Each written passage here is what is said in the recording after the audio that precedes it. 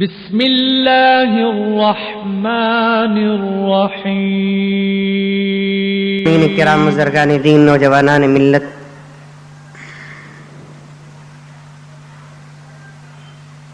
میں نے گزشتہ جمعہ جو آیت اور نبی کریم حضرت محمد مصطفیٰ صلی اللہ علیہ وسلم کی حدیث تلاوت کی، اس آیت اور حدیث کا ایک بہت بڑا ذخیرہ ابھی بھی باقی ہے۔ یاد ہوگا میں نے گزشتہ جمعہ نبی کریم حضرت محمد مصطفیٰ صلی اللہ علیہ وسلم کی بعثت اور ولادت اور آپ کے دنیا میں تشریف لانے سے پہلے دنیا کا کیا حال تھا، اس کا ایک مختصر سا خاکہ اور ایک چھوٹی سی جھلک پیش کی۔ حاضرین کرام، ہم میں سے ہر بچہ یہ جانتا ہے کہ ہمارے اور آپ کے پیغمبر حضرت محمد مصطفیٰ صلی اللہ علیہ وسلم تمام نبیوں میں، تمام رسولوں میں سب سے آخری نبی اور آخری رسول ہیں۔ اللہ تبارک و تعالیٰ نے آج سے 1400 سال پہلے نبی کریم صلی اللہ علیہ وسلم کو ساری کائنات کی ہدایت کے لیے دنیا میں بھیجا۔ سب سے پہلے دنیا کے اندر جو پیغمبر تشریف لائے وہ ہیں حضرت آدم علیہ نبینا علیہ السلام، جن کو ابو البشر کہا جاتا ہے، یعنی تمام انسانوں کے باپ۔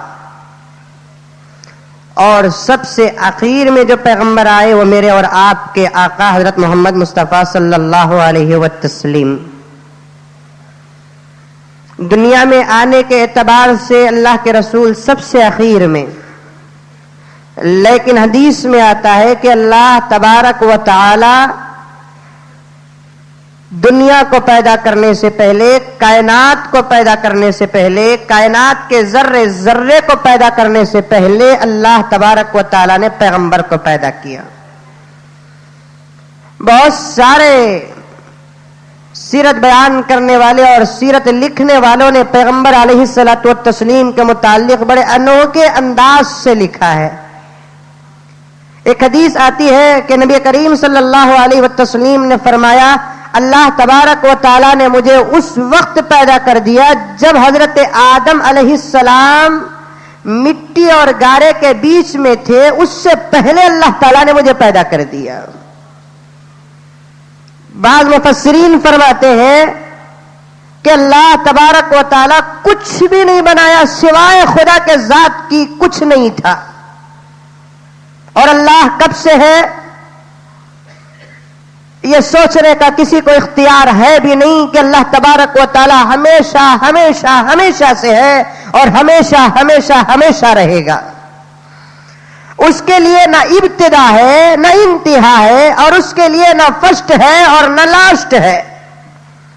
بار بار کبھی کبھار شیطان ذہنوں کے اندر آ کر یہ خیال پیدا کرتا ہے کہ بھائی تو بھی پیدا ہوا، تیری ایک تاریخ ہے، تیرے باپ پیدا ہوئے اس کی ایک تاریخ ہے، تیرے دادا پیدا ہوئے ان کی ایک تاریخ ہے، زمین اور آسمان پیدا ہوئے ان کی ایک تاریخ ہے، اور اللہ بھی کبھی نہ کبھی پیدا ہوا ہوگا۔ ایسے بے تکے سوالات ذہن کے اندر پیدا ہوتے ہیں، اور ان سوالوں کا کرنا بھی جائز نہیں ہے اور ان سوالوں کا جواب دینا بھی جائز نہیں ہے۔ بلکہ حضرات فقہا فرماتے ہیں ان سوالوں میں جو آدمی زیادہ مبتلا ہو جاتا ہے وہ کفر کی موت مر جاتا ہے۔ شیطان ہے، اس کا بزنس ہی یہ ہے کہ وہ مسلمانوں اور مومنوں کے ایمان کو خرید کر ان کے گھروں میں، ان کے دلوں میں، ان کے عقیدوں میں کفر اور شرک کو پیدا کر دے۔ اس لیے ایسے سوالات آئیں گے، عقل پر کسی کا کوئی اختیار ہے نہیں، سوچنے پر کسی کا کوئی اختیار ہے نہیں، شیطان آ کر ولولے اور وسوسے پیدا کرے گا۔ حضرات علماء اور مفسرین نے فرمایا جب ایسے وسوسے کبھی کسی انسان کے دل اور دماغ کے اندر پیدا ہو جائے تو دو کام کرو۔ کیا کرنا ہے؟ نوجوان پوچھتے ہیں کہ حضرت نماز میں کھڑتے ہیں کیا کیا کی خیال آتا ہے، کبھی کبھار بیٹھے رہتے ہیں، ایسے ایسے خیالات آتے ہیں، پوچھتے ہیں۔ اور پیغمبر صلی اللہ علیہ وسلم کے صدقے میں اللہ تبارک و تعالیٰ نے نہ ہمارے جسم اور روح کی بیماریوں کا علاج فرمایا، بلکہ پیغمبر کے جوتوں کے صدقے میں ہمارے خیالات کی بیماریوں کا بھی علاج فرمایا۔ کیا احسان ہے پیغمبر کا، خیالات کا. سوچ جب عقل میں آتی ہے، خیالات جو پیدا ہوتے ہیں، اچھے اگر پیدا ہو گئے تو فبیہا، اگر خراب پیدا ہو جائے تو کیا کریں؟ تو اللہ کے رسول نے فرمایا کہ دو کام کرو. ایک، سب سے پہلے نماز کی طرف رجوع ہو جاؤ، تمہارے خیالات ختم ہو جائیں گے. ایسا جب خیال پیدا ہوگا تو اللہ کے سامنے اپنے سر کو جھکا دو، اللہ تبارک و تعالیٰ تمہارے سر کے اندر رہنے والے بھیجے کو دھو دیں گے اور صاف کر دیں گے. دوسرا کام اللہ کے رسول نے فرمایا قل اعوذ برب الفلق اور قل اعوذ برب الناس، جسے سورۃ المعوذتین کہا جاتا ہے، سورۃ الفلق اور سورۃ الناس کہا جاتا ہے. اس کو صبح کو 3 مرتبہ اور شام کو 3 مرتبہ باوضو پڑھو، انشاءاللہ تعالیٰ تمہارے عقلوں پر، تمہارے دماغ میں شیطان کبھی وسوسہ نہیں ڈالے گا. الذی یوسوس فی صدور الناس من الجنۃ والناس، یہ قرآن کی آخری سورہ کی آیتیں ہیں. اللہ کے دربار میں ایک بندہ جب ان آیتوں کو پڑھتا ہے تو خدا کے دربار میں ایک بھیک مانگتا ہے کہ مولا کریم میرے سینے کے اندر اور دماغ کے اندر، دل کے اندر پیدا ہونے والے وسوسے جو شیطان ڈالتا ہے، اس سے بھی میں تیری پناہ چاہتا ہوں. پڑھ لو سورۃ الناس، سورۃ الفلق. صبح کو 3 مرتبہ باوضو پڑھیں گے اور شام کو 3 مرتبہ باوضو پڑھیں گے. خیالات پر، عقل پر خدا کی حکومت چلے گی، شیطان کبھی غلبہ نہیں کرے گا. یہ دو سورے ایسے مقدس سورے ہیں. پیغمبر صلی اللہ علیہ وسلم پر جب جادو ہوا، پیغمبر پر بھی جادو کا اثر ہوا. ایک عورت بال میں کچھ منتر پڑھ کر کنویں میں پتھر باندھ کر اس بال کو ڈال دی تھی، جس کی وجہ سے پیغمبر صلی اللہ علیہ وسلم پر جادو کا اثر ہوا. اور جادو ایک ایسی چیز ہے جو پیغمبر پر اثر کر سکتی ہے. تو میرے دوست بتاؤ ہمارا تمہارا ہے کیا حساب؟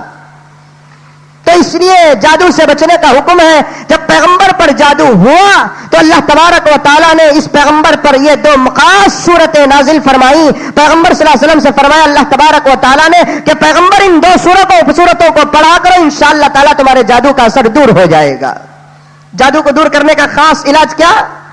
یہ 2 خاص صورتوں کو پڑھنا.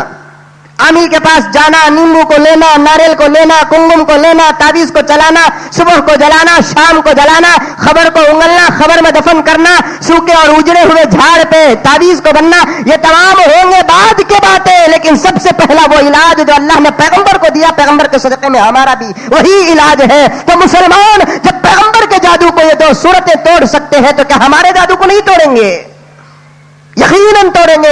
آج مسلمان کو نیمبو پہ بھروسہ ہے، ناریل پہ بھروسہ ہے، کنگم پر بھروسہ ہے، فلیتے پر بھروسہ ہے، میخ پر بھروسہ ہے، مورتیوں پر بھروسہ ہے. خدا کے قسم اگر بھروسہ نہیں تو خدا کے اس مقدس اور تاثیر والے قرآن پہ بھروسہ نہیں. جادو تو کرے گا آج کا مسلمان. پیغمبر کی پیشین گوئی ہے کہ قیامت کے قریب خامخواہ کسی ایک مسلمان دوسرے مسلمان پہ جادو کرے گا، یہاں تک کہ ماں اپنے اولاد پہ جادو کرے گی اور بچے اپنے ماں باپ پہ جادو کریں گے. ہے نہیں آج؟ ہے. اور جادو اتنی بری اور خطرناک چیز ہے کہ کسی پہ کرنا تو دور کی بات، جادو کیے ہوئے چیز پر اگر کوئی آدمی قدم بھی رکھ دیتا ہے تو اس کا اثر اس پہ طاری ہو جاتا ہے. اور اس کا کتنا بہترین علاج، عامل کے پاس جا کر 3000 4000 5000 10000 15000 20000 سود پہ لے کے، وڈی پہ لے کے، چوری کر کے، فلاں کر کے، یا نہیں تو ایسا مسلمان کے جو بس سینہ بہا کر کمایا ہوا ہے ان چوروں کے حوالے جا کر کرتا ہے. جبکہ اللہ تبارک و تعالیٰ نے مفت میں آسمان کے خزانے قرآن پہ نازل فرمائے، اسے پڑھ لے گا تو انشاءاللہ جادو کا اثر دور ہو جائے گا. فری علاج. لیکن عقیدہ ہونا چاہیے، پکا عقیدہ. دل کے اندر عقیدہ ہونا چاہیے کہ خدا کی قسم علاج ہے تو یہ قرآن کے اندر ہے، ورنہ نہیں ہے. پکا عقیدہ کہ اس قرآن سے مجھے علاج ملے گا، کیونکہ قرآن کہتا ہے وَنُنَزِّلُ مِنَ الْقُرْآنِ مَا هُوَ شِفَاءٌ وَرَحْمَةٌ لِّلْمُؤْمِنِينَ وَلَا يَزِيدُ الظَّالِمِينَ إِلَّا خَسَارًا. ہم نے اس قرآن کے اندر نازل کیا کیا؟ اس قرآن کے اندر تمہارے جسمانی اور روحانی بیماریوں کا علاج موجود ہے. قرآن کہتا ہے 15ویں پارے پر وَنُنَزِّلُ مِنَ الْقُرْآنِ مَا هُوَ شِفَاءٌ وَرَحْمَةٌ لِّلْمُؤْمِنِينَ. ہم نے اس قرآن کے اندر تمہارے جسمانی اور روحانی بیماریوں کا علاج نازل فرمایا ہے، اور جو اس قرآن کو جتنا حاصل کرے گا اس کی زندگی کے اندر اتنی ہی صحت حاصل ہو جائے گی. اسی لیے میں اکثر کہا کرتا ہوں، کوئی بیمار آتا ہے تو بھائی میرے، قرآن تو ایک ایسی چیز ہے کہ کسی بھی حصے کو لے کر پڑھا جائے انشاءاللہ تعالیٰ اثر ہوگا. اسی لیے اللہ کے رسول نے فرمایا کہ صرف سورہ فاتحہ ایک ایسا سورہ ہے قرآن مجید کے اندر کہ اللہ تبارک و تعالیٰ نے 70 بیماریوں کی شفا رکھا ہے. ایک سورہ فاتحہ کے اندر کوئی ہے ڈاکٹر یہ کہہ سکتا ہے کہ میرے پاس ایک ایسا ٹیبلٹ ہے جس کے اندر 7 بیماریاں دور ہو سکتی ہے؟ دنیا کے اندر کوئی ہے ٹیبلٹ؟ ایک انجیکشن بتاؤ کہ اگر کسی مریض کو ڈال دیا جائے تو 7 بیماریاں، 70 نہیں، میں 1%، 10% کی بات کر رہا ہوں میں، کہ ایک انجیکشن میں 7 بیماریوں کا علاج ہو، ایک آپریشن میں 7 بیماریوں کا علاج ہو، ایک ٹیبلٹ میں 7 بیماریوں کا علاج ہو۔ یہ تو قرآن کا واحد سورہ ہے جس کے متعلق پیغمبر نے فرمایا کہ ایک سورہ فاتحہ پہ 70 بیماریوں کی شفا ہے۔ اب وہ 70 بیماریاں کیا ہوں گی اللہ ہی بہتر جانتا ہے۔ بعض مفسرین نے فرمایا جذام کا علاج سورہ فاتحہ کے اندر ہے، برس کا علاج سورہ فاتحہ کے اندر ہے، پیٹ کی خطرناک بیماریوں کا علاج سورہ فاتحہ کے اندر ہے۔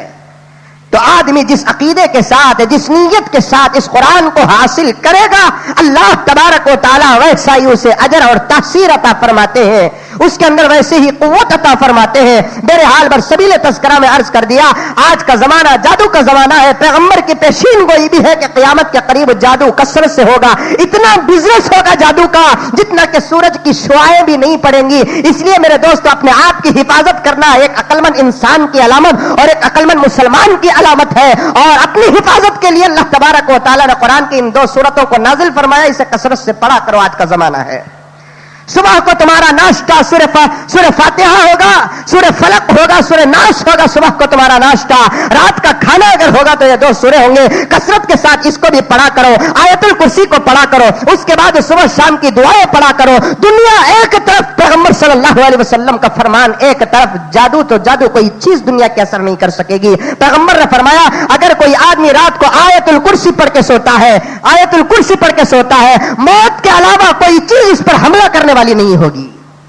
موت کے علاوہ، موت ایک ایسی چیز کہ اگر وقت پر آ جائے پیغمبر کو آ سکتی ہے تو پھر ہما شما کا کیا حساب ہے۔ رات کو آیت الکرسی اگر کوئی آدمی پڑھ کر سوتا ہے، پیغمبر نے فرمایا کہ موت چھوڑ کر کوئی چیز پہ حملہ کر نہیں سکتی۔ پھر مزید فرمایا کہ اگر موت بھی آ جائے تو اللہ کے رسول نے فرمایا کہ اللہ تعالیٰ اسے شہیدوں کا اجر عطا فرماتے ہیں۔ ایک آیت الکرسی ہمیں کتنے منٹ؟ 1 منٹ کی بات۔ چلو اگر الٹا سیدھا پڑھنے والا ہے، آہستہ پڑھنے والا ہے تو 2 منٹ کی بات، بس 2 منٹ کا وقت اگر خدا کے لیے قربان کریں گے، اپنی زبان کو قرآن سے آراستہ کریں گے اور اپنے سر کو تکے پہ رکھ کر سو جائیں گے، اگر رات کو 3 بجے موت آ گئی تو جنت کو چلا جائے گا اللہ کے فضل سے، نان اسٹاپ سیدھا جنت کو چلا جائے گا۔ ٹی وی دے کے سوئے گا، گالی دے کے سوئے گا، شراب پی کے سوئے گا، تو جیسے یہاں نان اسٹاپ ہے ویسے ہی جہنم کا اسٹاپ بھی نان اسٹاپ ہوگا، جہنم کا راستہ بھی نان اسٹاپ ہوگا۔ اللہ اور اللہ کے ملائکہ فرمائیں گے کہ جناب علی آپ کا تو ریزرویشن ہو چکا ہے جہنم میں، یہاں آ کر کاؤنٹر میں کیا کھڑے ہو؟ فرشتے کہیں گے، ملائکہ کہیں گے تمہارا تو آٹومیٹک ریزرویشن ہے، تمہارا برتھ کنفرم ہے، جاؤ جہنم میں سب سے بہترین تمہارے ٹھکانہ ہے، جا کر وہاں اپنی سیٹ کو حاصل کرو۔ اگر یہ کام کر کے سوئیں گے، اگر کوئی آدمی آیت الکرسی کو پڑھ کر سوتا ہے، اس لیے میرے دوستو آج جادو کا زمانہ ہے، اس لیے حفاظت کے خاطر میں نے برسبیل تذکرہ آپ کے سامنے عرض کر دیا، ان 2 سورتوں کو بطور خاص پڑھا کرو۔ مجھے امید ہے کہ مسلمان آج کے بعد جو نہیں پڑھتے تھے کثرت سے پڑھا کریں گے۔ تو بہرحال اللہ تبارک و تعالیٰ پیغمبر علیہ الصلوۃ والتسلیم کو کب پیدا کیا؟ دنیا کی کوئی چیز نہیں سوائے اللہ تبارک و تعالیٰ کی۔ پھر میں مزید ایک مرتبہ کہہ دوں کہ اللہ کے بارے میں کوئی سوال نہ پیدا کرے خیال کے اندر۔ اللہ کب پیدا ہوا، اللہ کیسے تھا، کہاں تھا، اتنے دن کہاں تھا، یہ سوال نہیں دماغ میں آ گیا تو لاہور پڑھو اور 2 کاموں میں سے ایک کام کرو۔ اگر 2 کام بھی کر لیتے ہیں تو اللہ تبارک و تعالیٰ اسے نور علی نور کا اجر عطا فرمائیں گے۔ تو بہرحال ایک حدیث میں ہے کہ اللہ تبارک و تعالیٰ کے رسول نے فرمایا اس وقت اللہ تبارک و تعالیٰ نے مجھے پیدا کر دیا، میرے نور کو پیدا کر دیا، جبکہ دنیا کی کوئی چیز نہیں تھی سوائے اللہ تبارک و تعالیٰ کی۔ ایک ضعیف حدیث ہی ہے، میں آپ کے سامنے پیش کروں کہ ایک مرتبہ حضرت جبرائیل علیہ الصلوۃ والتسلیم حضور کی خدمت میں حاضر ہوئے، آ کر عرض کرنے لگے کہ یا رسول اللہ آپ کی عمر شریف کتنی ہے؟ غالباً اس زمانے میں اس وقت 50 یا 55 یا 60 سال کی ہوگی سے۔ تو حضور صلی اللہ علیہ وسلم نے حضرت جبرائیل سے پوچھا کہ جبرائیل عجیب بات کر رہے ہیں آپ کہ آج میری عمر کے بارے میں آپ کو سوال پیدا ہو گیا، کیا بات ہے؟ تو نہیں یا رسول اللہ معلوم کرنا چاہتا ہوں۔ تو حضور نے فرمایا جبرائیل عرش کے نیچے رہنے والا جو فلک الافلاق ہے، آسمان ہے، وہاں ایک تارا طلوع ہوتا ہے جو 70,000 سال میں ایک مرتبہ نکلتا ہے اور پھر جا کر چھپ جاتا ہے. کتنے سال میں؟ 70,000 سال میں ایک مرتبہ. عرش کے نیچے رہنے والا آسمان، زمین 7 ہے، آسمان 7 ہے، 7 آسمان کے اوپر اللہ تبارک و تعالیٰ کا عرش ہے، عرش کے اوپر اللہ کی کرسی ہے، اس پر اللہ تبارک و تعالیٰ جلوہ افروز ہے. عرش کے نیچے رہنے والے آسمان کی بات پیغمبر نے فرمایا کہ ایک تارا 70,000 سال میں ایک مرتبہ نکلتا ہے. جبرائیل کیا تم نے اس تارے کو دیکھا؟ تو حضرت جبرائیل نے عرض کیا کہ یا رسول اللہ میں نے اس تارے کو دیکھا ہے. کتنی مرتبہ؟ یا رسول اللہ میں نے 70 مرتبہ دیکھا ہے.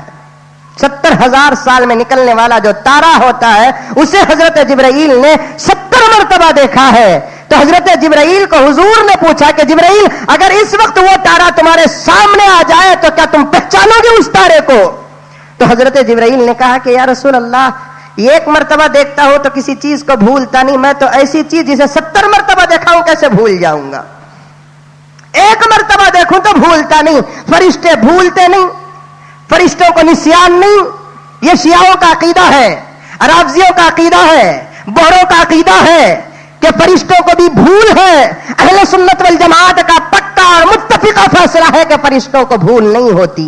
اللہ کا جو پیغام آ جاتا ہے لا یعصون اللہ امرہم، اللہ تبارک و تعالیٰ کے امر پر کبھی کوئی نافرمانی نہیں کرتے. جہاں جو چیز جا کر پہنچانا وہ چیز وہاں جا کر پہنچا دیتے ہیں. شیعوں کا عقیدہ یہ ہے کہ فرشتوں کو بھی بھول ہوتی ہے، اسی لیے وہ کہتے ہیں کہ اصل میں علی پیغمبر بننا تھا، بھول کر محمد پیغمبر بن گئے.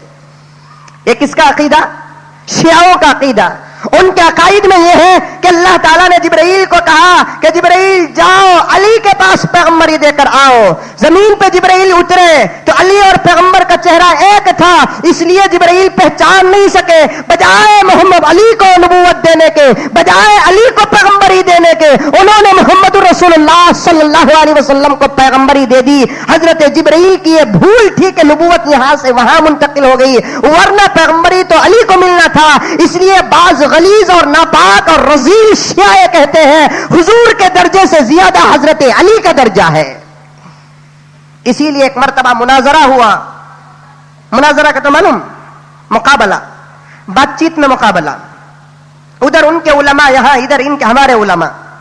تقریباً 100-150 یا 200 سال کی بات کر رہا ہوں میں، مولانا کا نام بھول رہا ہوں. مناظرہ ہوا، شیعوں کے بھی بڑے بڑے مولانا آئے تھے. اہل سنت والجماعت کے، اہل سنت والجماعت میں بھی دو ہی، ایک اوریجنل ایک ڈپلیکیٹ. ہاں بعد میں سمجھ جائیں گے کیا رہے، مولانا بھی کنورٹ ہو کے دکھتا نا. اب تک انہوں تبلیغی بولتے تھے، جماعت کے بولتے تھے، فلاں بولتے تھے. اب دیکھو تو اچانک مولانا بھی اہل سنت والجماعت. اہل سنت والجماعت حقیقت میں ہم ہی ہیں. اہل سنت کا معنی کیا؟ سنت والے. اہل کہتے ہیں والے کو، بولتے نہیں بنگلور والے، والاجا والے، مدراس والے. عربی میں اہل کہتے ہیں والے کو. سنت کہتے ہیں، سنت جو طریقہ نبی ہے، نبی کی زندگی ہے، نبی کا عمل جسے ہوتا ہے اسے کہتے ہیں سنت. اہل سنت کا معنی آتا ہے سنت والے.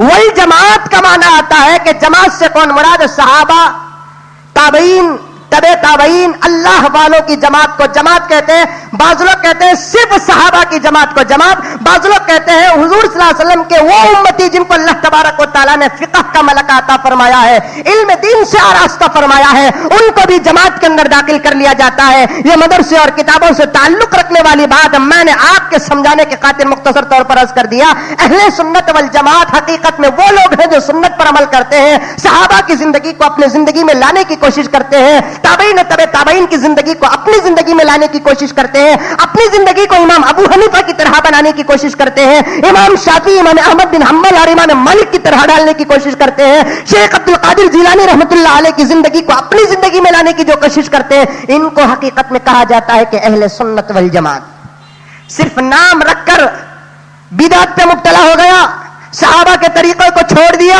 ائمہ کے طریقے کو چھوڑ دیا، ولیوں کے طریقے کو چھوڑ دیا، تو صرف نام کے رہ جانے سے انسان کی حقیقت بدلتی نہیں. اگر اس مسجد کے سامنے میں بی پی ایل کی کمپنی کا بورڈ لگا دوں، کیا یہ مسجد بی پی ایل کمپنی بن جائے گی؟ یا نہیں تو کسی تھیٹر کے دروازے پہ جا کر کسی مسجد کا نام لکھ دیا جائے تو کیا وہ تھیٹر مسجد بن جائے گی؟ نہیں، حقیقت جو ہے وہی ہے. کسی کا نام علی ہے تو بتاؤ دوستو کیا وہ حضرت علی بن گیا؟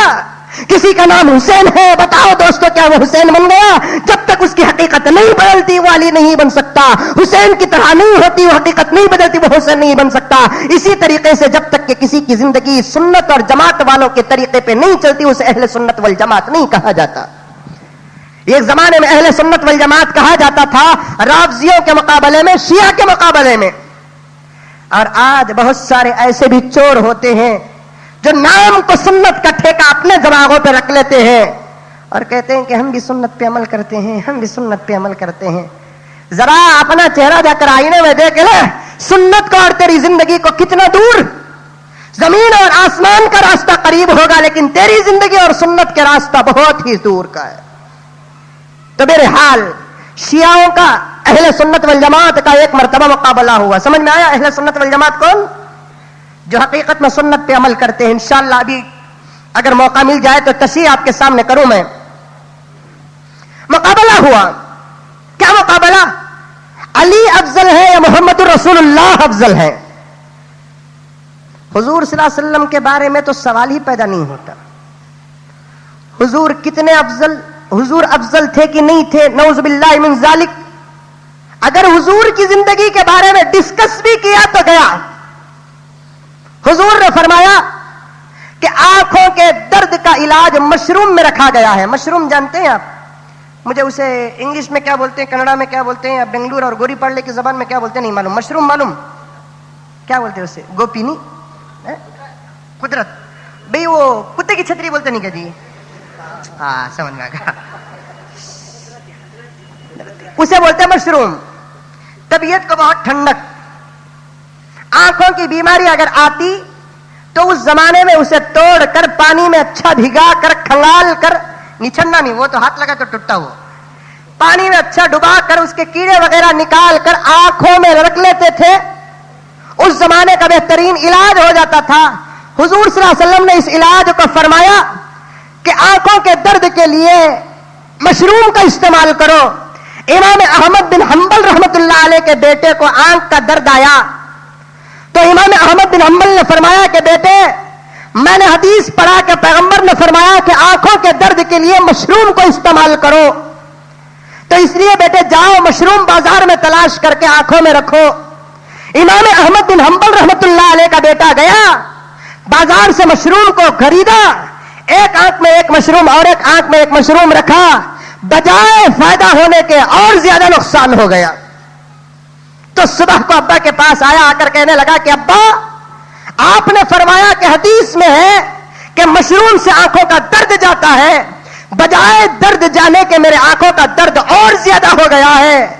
تو ایک ایسا طریقہ تھا گویا کہ حدیث پہ شک ہو رہا تھا بیٹے کو. تو احمد بن حنبل نے فرمایا کہ بیٹے جا 2 رکعات نفل نماز پڑھ، اللہ کا شکر ادا کر، استغفار اور توبہ کر، اس لیے کہ تو جو شک کیا اس شک کی نحوست سے تیرے آنکھ جانا تھا، بچ گئے، اللہ کا شکر ہے. یہ حدیث کا علاج ہے. حدیث کا علاج کر کے بجائے فائدہ ہونے کے اگر نقصان بھی ہو گیا تو تب بھی حدیث کا کوئی قصور نہیں ہے.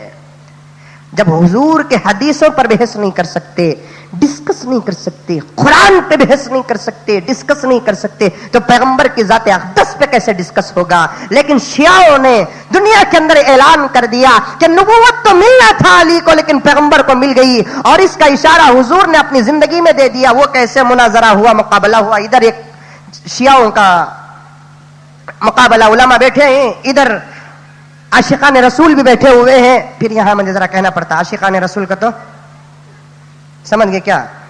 وہ پٹے بننے کو، ہاتھ میں تلوار لے لے کو، کتے ناچے سکا ناچے نا، انہوں نہیں. خیر بولتا ہوں انشاءاللہ. تو میرے حال بیٹھے تھے. ایک حدیث ہے کہ حضور صلی اللہ علیہ وسلم حضرت علی کے ساتھ جا رہے تھے، کوئی چیز اوپر تھی، حضور کا دست مبارک بھی اوپر نہیں پہنچ رہا تھا. حضور صلی اللہ علیہ وسلم کا ہائٹ کتنا تھا؟ ابھی ایک چیٹی میرے پاس ہے، ایک نوجوان بڑی عشق اور محبت کے ساتھ یہ حکم دیا یا درخواست کیا، اللہ بہتر جانتا ہے، مولانا حضور صلی اللہ علیہ وسلم کے پورے جسم کے بارے میں کبھی کوئی جمعہ آپ بیان کریں. یقیناً محبت کی بات ہے. حضور کا کیسا چہرہ تھا, حضور کے کیسے دانت تھے, حضور کے کیسے آنکھ تھے, حضور کے کیسے کان تھے, حضور کے کیسے بال تھے, حضور کا ہائٹ کیسا تھا, حضور صلی اللہ علیہ وسلم کی پرسنالٹی کیسی تھی, حضور کا کلر کیسا تھا, چلتے حضور کیسے تھے, داڑھی کے بال کیسے تھے, سر کے بال کیسے تھے, بالوں کی سفیدی کیسے تھی, کالا پن ہے تو کیسے پالا پن تھا, حضور کے ناخن کیسے تھے. انشاءاللہ تعالی خدا کی ذات سے امید رکھو کہ بہت جلد میں آپ صلی اللہ علیہ وسلم کی پوری صورت کے متعلق ایک دو آپ کے سامنے بیان کروں گا, جس کی شمائل ترمذی کے اندر بے شمار حدیثیں ہیں. ایک مختصر سی بات عرض کر کے آپ کے سامنے آگے بڑھوں کہ حضور صلی اللہ علیہ وسلم اتنے اونچے بھی نہیں کہ آدمی اونچا بھی ہو گیا تو بس صورت ہوتا ہے, گڈھا بھی ہو گیا تو بس صورت ہوتا ہے. حدیث میں آتا ہے کہ اطول من المربوع واکثر من المشذب, کہ حضور صلی اللہ علیہ وسلم اتنے اونچے تھے کہ محفل میں نظر آ جاتے تھے, اور اتنے پس قد تھے کہ آپ چھپتے بھی نہیں تھے. آپ کا ہائٹ بالکل معتدل تھا, درمیانی پن تھا, ایک دم اونچے بھی نہیں کہ اونٹ کی کوہان کی طرح, اور ایک دم گڈھے بھی نہیں کہ اگر کوئی آدمی حضور کے پس قد کو دیکھے تو انگلی اٹھائے. حضور صلی اللہ علیہ وسلم کی خلقت تھی بڑی خوبصورت تھی, تو حضرت علی حضور کا ہاتھ اوپر نہیں جا رہا تھا, اس لیے حضور صلی اللہ علیہ وسلم نے حضرت علی سے کہا کہ علی آؤ یہ اوپر والی چیز اٹھانا ہے, ایک کام کرو کہ میرے کھاندے پر تم چڑھ کر وہ چیز کو اٹھا لو.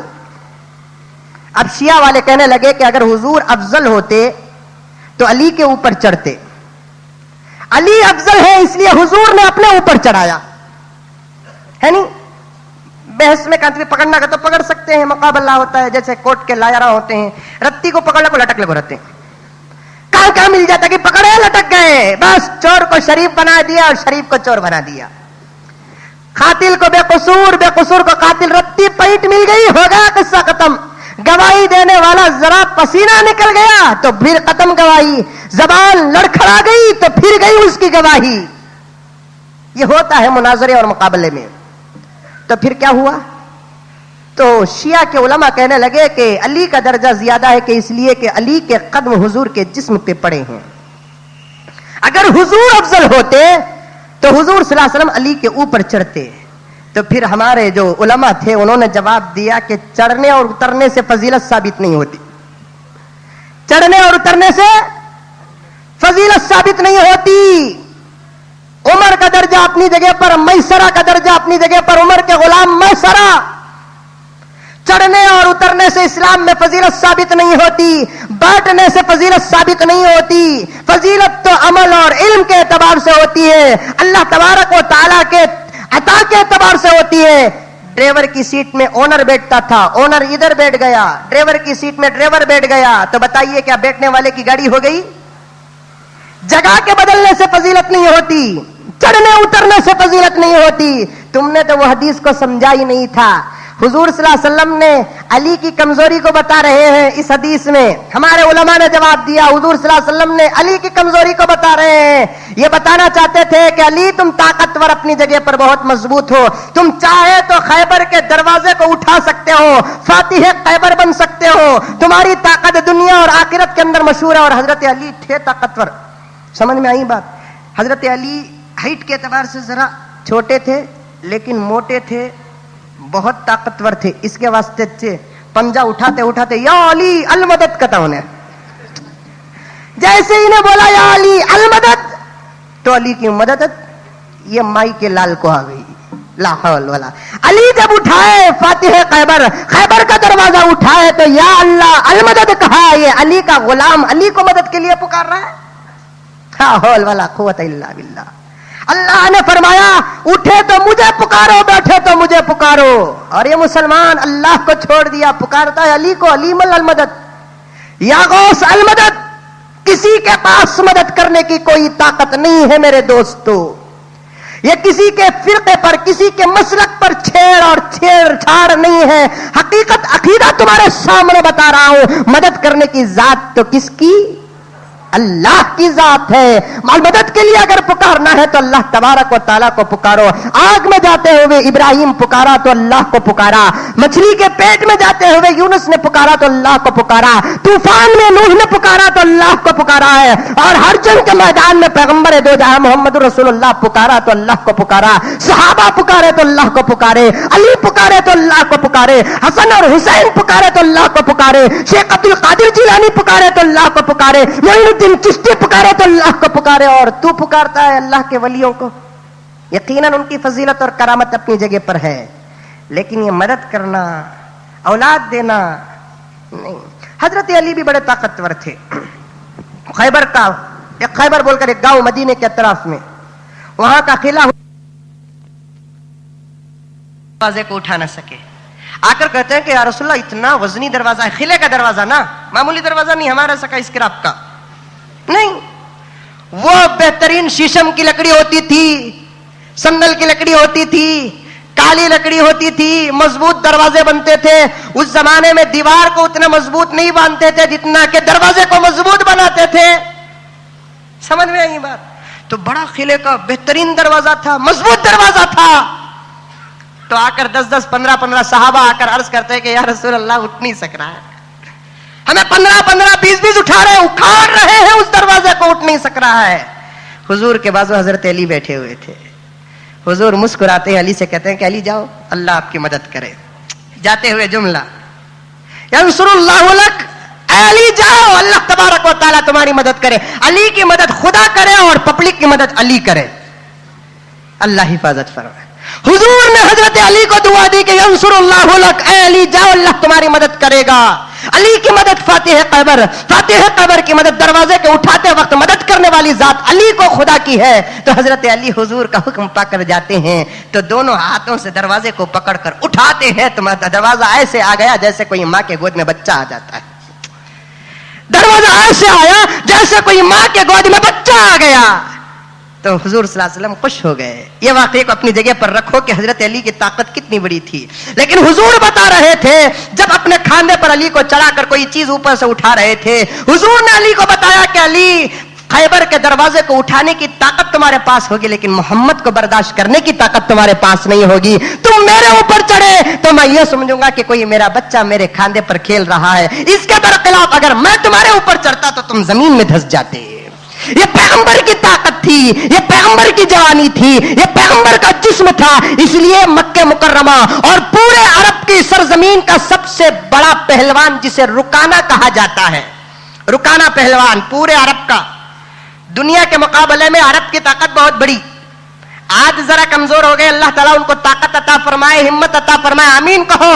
عرب والوں سے محبت کرنا ایمان کی علامت ہے, عرب والوں سے عشق کرنا ایمان کی علامت ہے. مسلم شریف کی حدیث ہے کہ اللہ کے رسول صلی اللہ علیہ وسلم نے حضرت سلمان فارسی سے کہا کہ سلمان کبھی زندگی میں مجھ سے دشمنی نہ کرنا.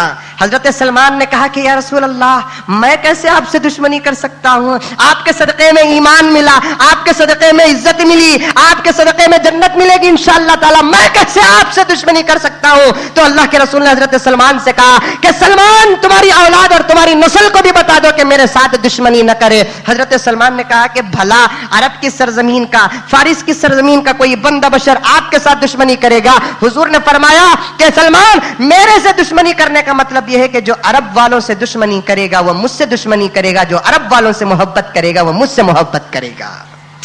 عرب والوں سے محبت کرنا دراصل حضور سے محبت کرنا, اس لیے کہ بطور فخر کے فرمایا اللہ کے رسول صلی اللہ علیہ وسلم کہ میں عربی ہوں. حضور نے فرمایا کیا, میں عربی ہوں, میری زبان عربی ہے, میرا کلام عربی ہے, اور جنت میں اگر کسی پیغمبر کی زبان چلے گی تو وہ محمد کی زبان چلے گی.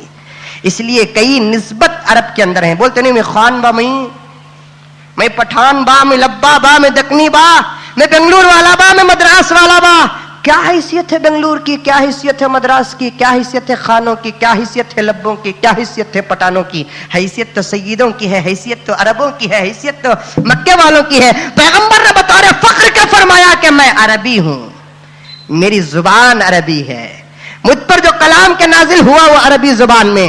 اس لیے کہ تورات, زبور, انجیل قرآن سے پہلے نازل ہوئے, کوئی کتاب عربی نہیں, इब्रानी थी, सुरियानी थी, दूसरे जबाने थे। अरबी जुबान में अगर कोई किताब नाजिल हुई तो अल्लाह तबारक व तआला की आखिरी किताब कुरान मजीद जो पैगंबर पर नाजिल हुई है अरबी जुबान थी। इसलिए अल्लाह के रसूल सल्लल्लाहु अलैहि वसल्लम अरब से बड़ी मोहब्बत करते थे। यकीनन सारी दुनिया के मुकाबले में आज भी अगर ताकत है तो किसके पास ताकत है? अरब लोगों के पास ताकत है। जो हजरात हज को गए हैं वो लोग देख कर आए होंगे, वहां की पुलिस की कैसी रहती मालूम? 17-17, 18-18, 20-20, 25-25 साल के नौजवान बेहतरीन स्टार वाले हैं। उनकी उम्र को देखेंगे तो पता नहीं चलेगा कि ये इतने छोटे छोटे नौजवान, ये उम्र के नौजवान। लेकिन अल्लाह ताला जिस्म भी दिया है वो नौजवान को कि एक मर्तबा अगर ढक ले तो 25-25, 50-50 जाको गिर जाते। इतनी ताकत अल्लाह ताला दिया कि तो उठे तो बादाम, पिस्ता, अखरोट, खजूर तो है उनकी फितरत में। खजूर के अंदर अल्लाह ताला बहुत सारी खूबियां अता फरमाए, उनकी ग़िज़ा चाहिए। हमें बादाम खाना बोला तो किसकी भी टाली चढ़ना, किसकी भी शादी होना, वो भी एक पैकेट में एक बादाम, एक अखरोट, एक खजूर, उसके अंदर एक लॉलीपॉप दे डाला तो बहुत बड़ा मालदार होना है। एक बादाम वो लगा फल्ली खा सका बादाम खाते अल्लाह ताला दिया है। वर्जुक अलहु मिनस समरात, अल्लाह ये गांव वालों को तो अच्छे अच्छे कीमती कीमती समरात अता पर। इब्राहिम की दुआ उस वक्त निकली थी, अल्लाह ताला आज समर दे रहा है, अजर दे रहा है। बादाम खा रहे हैं, क्या क्या की खा रहे, अल्लाह ताला ताकत दे रहा है। वो भी वहां के पुलिस वाले नौजवान तो अपनी जगह पर है, आम पब्लिक पुलिस वालों को हमें देखे, हाजियां भी देखे रहेंगे, बहुत सारे हुज्जाज के चेहरे मुझे नजर आ रहे हैं। हमें खामखा जाकर बात करते थे, वो पुलिस वालों से पकड़ पकड़ कर देखते थे, इसके कटसा कैसे रंगे का गोबर कैसे देखते थे। हम लोग चिपके थे भी खामखा मुसाफा कर सका कर को देखते थे, इसके हाथ का पावर क्या है बोल को सोचते थे। इसके इन्हें पकड़ा तो ऐसा होता ना, जिब्राइल पकड़े तो कैसा रंगा, इजराइल पकड़ा तो कैसा रंगा, वैसा पकड़ता था। आज के पुलिस बेंगलुरु के, इंडिया के, उन्हें आने से पहले उसका पेटा था। वो पुलिस वाला आने से पहले उसका पेटा था 1-1.5 घंटा पहले। समझ में आई बात? ऐसे ही आज के जमाने के पुलिस वाले, वहां अल्लाह ताला दिया है ताकत। यकीनन अल्लाह ताला खूबसूरती भी दिया है, ताकत भी दिया है।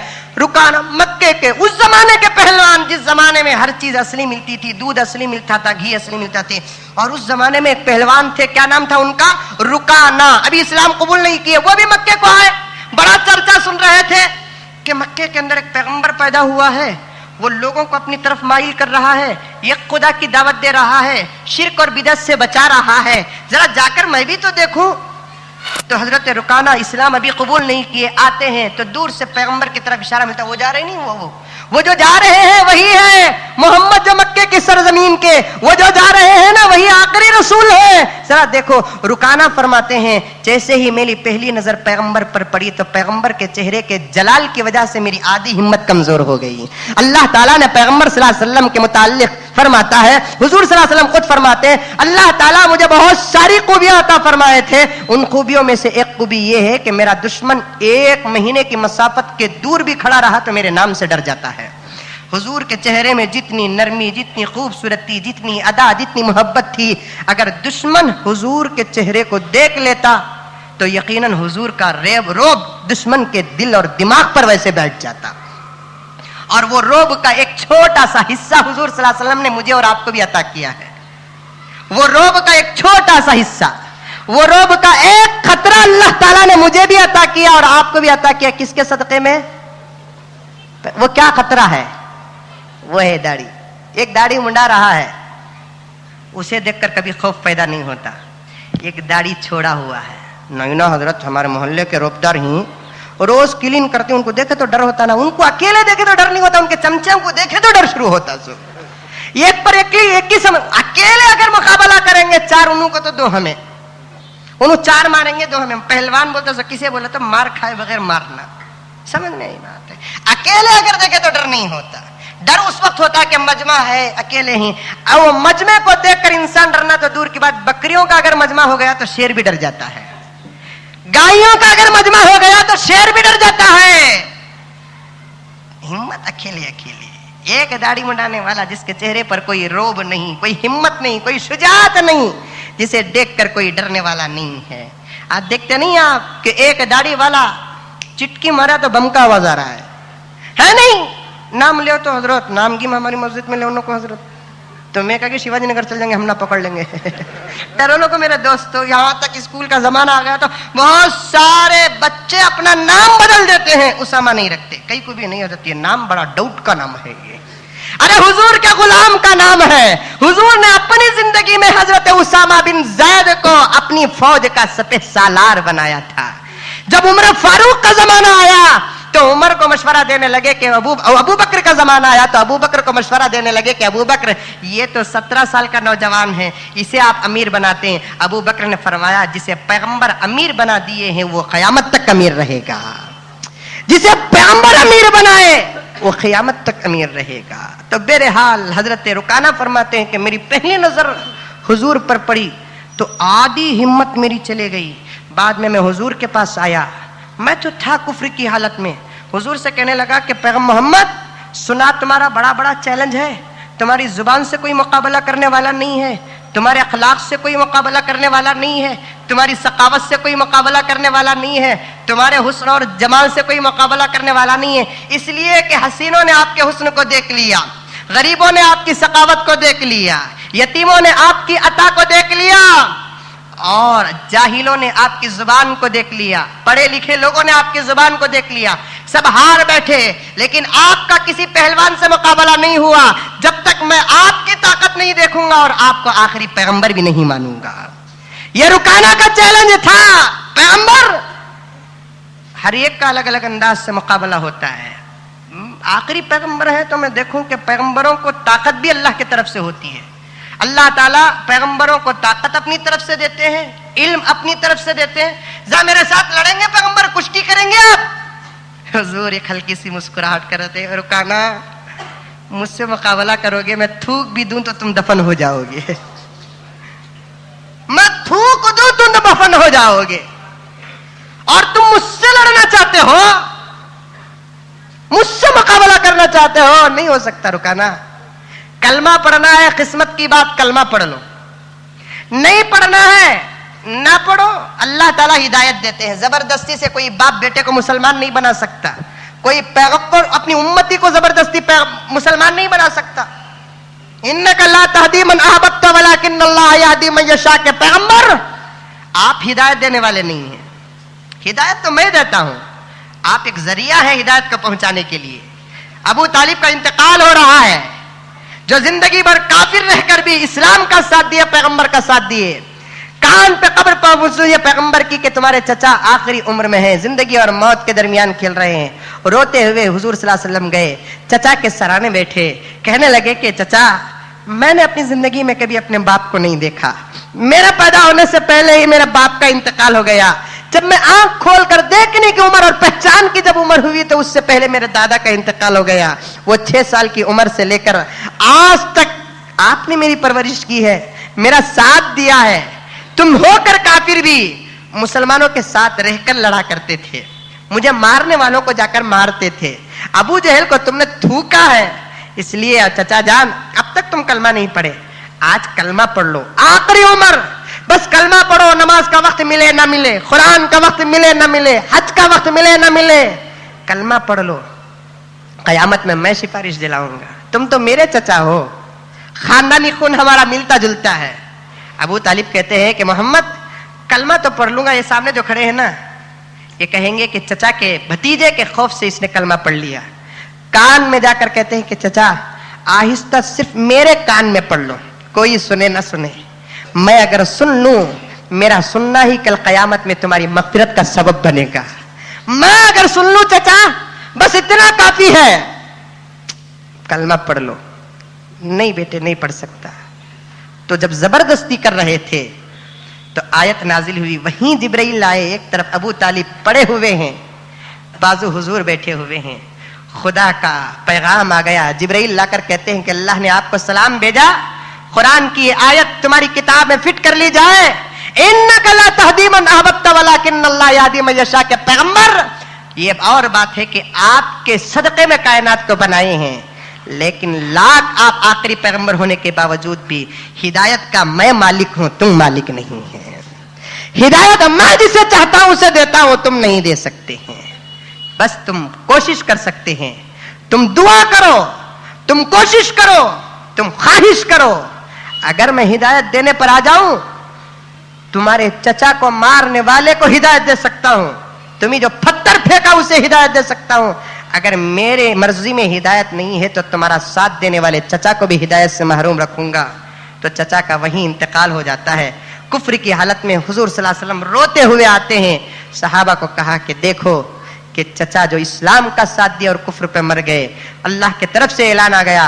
बस इतनी खुशी हो रही है मुझे, अल्लाह की तरफ से इतनी तसल्ली मिली है कि जहन्नमियों में सबसे कम अगर किसी को अजाब दिया जाएगा तो वो मेरे चचा को दिया जाएगा। उनके पूरे जिस्म में आग नहीं लगेगी जहन्नम की। क्यों नहीं लगेगी? इसलिए कि उस चचा ने हुजूर को अपने हाथों से उठाया है, गोद में बिठाया है। होठ में आग नहीं लगेगी इसलिए कि हुजूर को चूमा है। हुजूर के जिस्म से जिसका जिस्म लग गया तो समझो कि उसके पर जहन्नम की आग हराम हो गई है। बचे रह गए पैर। पूरे जहन्नम में सबसे कम अजाब अगर किसी को दिया जाएगा तो हुजूर के चचा को क्या कि जहन्नम के बीच में अल्लाह ताला अबू तालिब को आग के 2 शूज पिनाएंगे जिसकी गर्मी और जलन की वजह से सर का भेजा पिघल जाएगा। ये सबसे कम अजाब है जहन्नम का, सबसे कम अजाब के शूज आग के होंगे, पिघलेगा सर पे भेजा। तो फिर दूसरे अजाबों का क्या होगा? अल्लाह हमारी हिफाजत फरमाए, हमारे बड़ों की, हमारी औलाद की। हम अल्लाह ताला से कहते हैं कि मौला हमारे पास कोई नेकी नहीं, पापियों से डूबे हुए हैं, बस दुनिया के कुछ मजे के लिए हमने गुनाह कर लिया है, लेकिन हमारे पास जब दुनिया की आग बर्दाश्त नहीं हो सकती तो कहां तेरे जहन्नम की आग बर्दाश्त होगी। बस हम तेरे पास भीख मांगते हैं तो पैगंबर के वास्ते से हमारी मगफिरत की भीख मांगते हैं।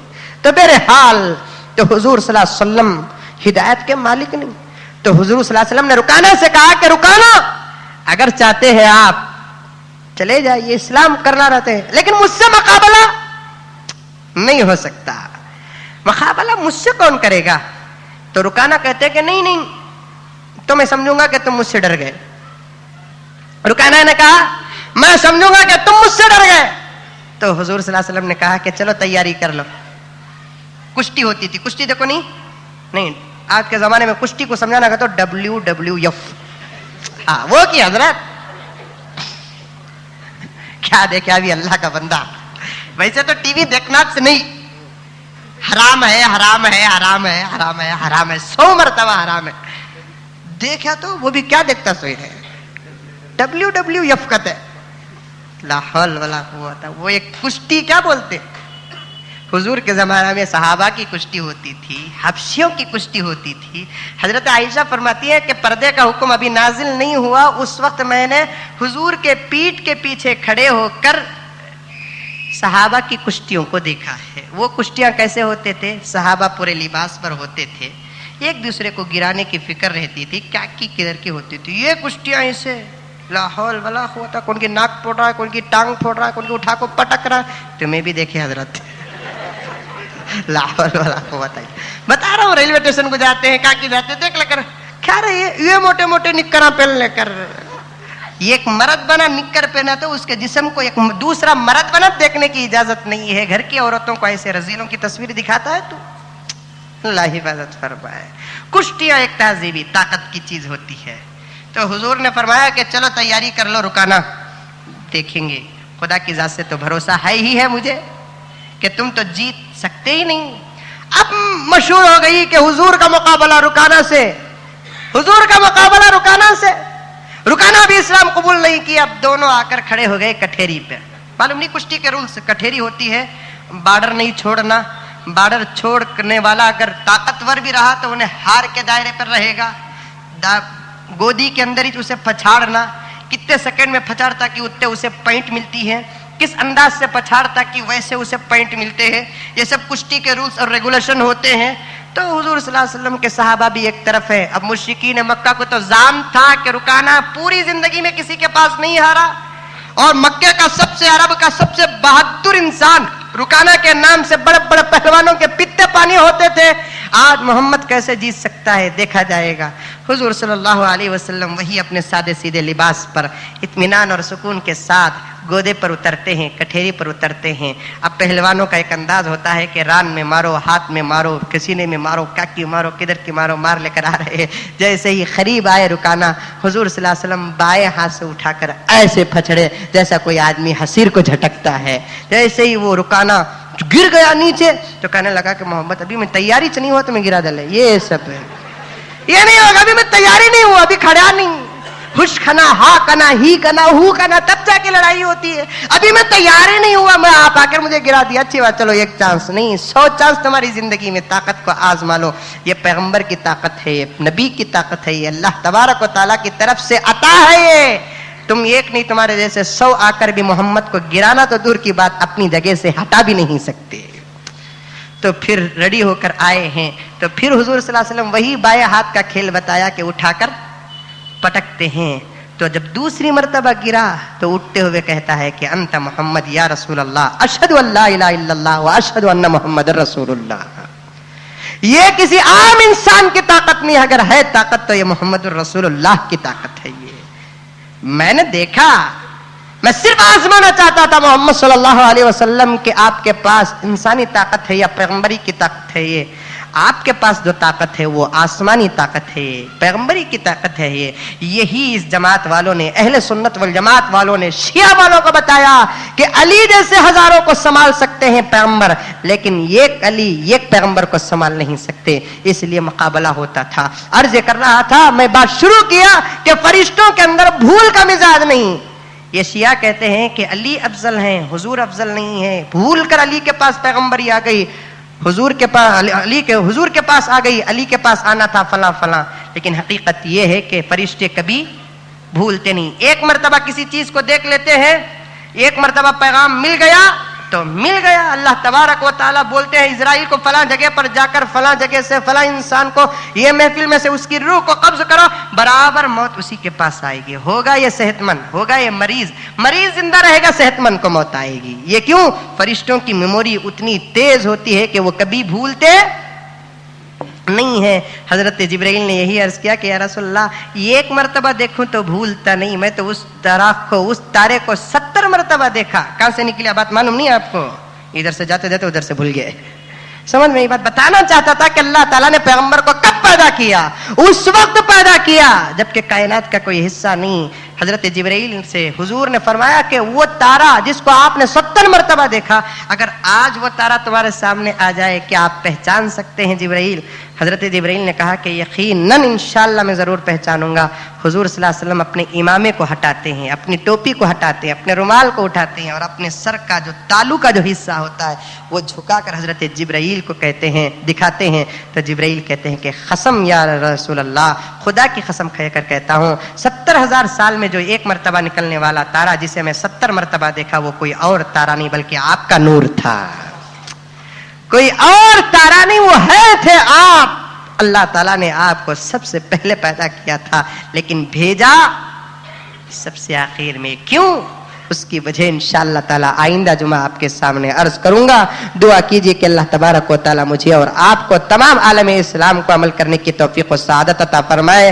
آخر میں حزم معمول ہماری مسجد کے چندے کے متعلق آپ تمام حضرات سے گزارش ہے، بلکہ آپ کے لیے خوشی کا پیغام بھی یہ ہے کہ جیسے جیسے آپ کا پیسہ 5 روپے کی شکل میں ہو یا 10 روپے کی شکل میں ہو یا 50 کی یا 100 کی 500 کی جیسے شکل میں آ رہا ہے، اسے اٹھا کر بینک میں رکھنے سے پہلے مسجد کے صرفے میں استعمال ہو رہا ہے۔ ادھر پیسہ آپ کا یہ جمعہ آیا تو ادھر وہ جمعہ آنے سے پہلے مسجد کے لیے دیوار یا مولڈنگ یا دروازہ یا گیٹ، یعنی آپ کا ثواب تو ڈالتے ہوئے ہی مل گیا، اس کے بعد آپ کے ثواب کا چہرہ بھی ایک 8 دن کے اندر نظر آتا ہے۔ اس لیے دوستو بہت سارا کام ہماری مسجد کا باقی ہے، آپ حضرات اپنے آنکھوں سے دیکھ رہے ہیں۔ دل کے اندر ایک خیال پیدا کرے کہ اگر اس حالت میں ہمارا گھر رہا تو کیا فکر ہوتی ہے، اس سے کئی درجے زیادہ اللہ کے گھر کی فکر کرے، اللہ تعالیٰ ہمارے گھروں کی فکر کریں گے۔ اس لیے آپ تمام حضرات سے گزارش ہے کہ زیادہ سے زیادہ اللہ تبارک و تعالیٰ کے دربار میں گھر میں دینے کی توفیق عطا فرمائے۔ اللہ تعالیٰ آپ کے ایک ایک پیسے کو دنیا اور آخرت میں قبول فرمائے اور اس کا اجر عطا فرمائے۔ آمین ثم آمین۔ وآخر دعوانا ان الحمد للہ رب العالمین۔